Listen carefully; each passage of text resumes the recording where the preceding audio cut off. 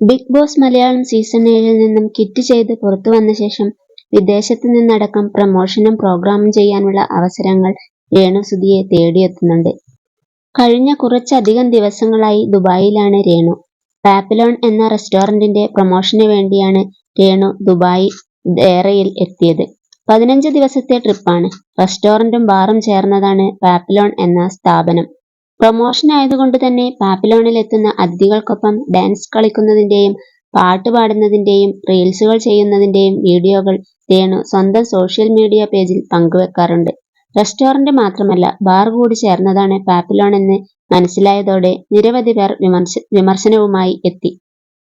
രേണു ദുബായിൽ ബാർ ഡാൻസറായി ജോലി ചെയ്യാൻ പോയതാണെന്ന തരത്തിലാണ് രേണുവിനെ എതിർക്കുന്നവർ പറഞ്ഞു വരത്തിയത്. ഇപ്പോഴിതാ മറ്റൊരു ഗോസിപ്പ് കൂടി രേണുവിന്റെ പേരിൽ പ്രചരിക്കുന്നു. കള്ളുകുടിച്ചും നേവൽ കാണിച്ചും ബാറിൽ ഡാൻസ് ചെയ്തതിന് ദുബായ് പോലീസ് രേണുവിനെ അറസ്റ്റ് ചെയ്തു എന്നുള്ള തരത്തിലാണ് പ്രചരിക്കുന്നത്. നിരവധി യൂട്യൂബ് ചാനലുകൾ രേണു അറസ്റ്റിലായി എന്നുള്ള തരത്തിൽ വീഡിയോകൾ ഇറക്കി പ്രചരിപ്പിക്കുകയും ചെയ്തു. എന്നാൽ സത്യാവസ്ഥ അതല്ലെന്നും തന്നെ ഒരു ദുബായ് പോലീസും അറസ്റ്റ് ചെയ്തിട്ടില്ലെന്നും താൻ ഏറ്റെടുത്ത ജോലി ചെയ്യാനാണ് വന്നതെന്നും അത് ഭംഗിയായി ചെയ്യുന്നുണ്ടെന്നും രേണു വ്യാജ വാർത്തകളോട് പ്രതികരിച്ചു പറഞ്ഞു. എന്നെ സ്നേഹിക്കുന്നവർക്ക് വേണ്ടിയാണ് ഞാൻ ഈ വീഡിയോ ഇടുന്നത്. എന്നെ ഒരു ദുബായ് പോലീസും അറസ്റ്റ് ചെയ്തിട്ടുമില്ല.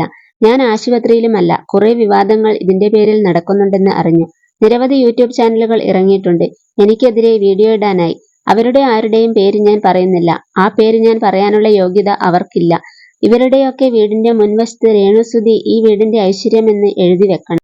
കാരണം ഇവർ എന്നെ നെഗറ്റീവ് പറഞ്ഞ് കുറെ കാശുണ്ടാക്കുന്നുണ്ട്. നാണമുണ്ടോ നട്ടാൽ കുരുക്കാത്ത കള്ളത്തരങ്ങൾ പറയാൻ? എന്നെ ഒരു ദുബായ് പോലീസും അറസ്റ്റ് ചെയ്തിട്ടില്ല. ഞാൻ ഒരു ആശുപത്രിയിലുമല്ല. ഞാൻ ഒരു ആർട്ടിസ്റ്റാണ്. ഞാൻ ദുബായിൽ വന്നത് പാപ്പിലോൺ എന്ന ഫാമിലി ബാർ റെസ്റ്റോറന്റിന്റെ ഉദ്ഘാടനത്തിന് വേണ്ടിയാണ്.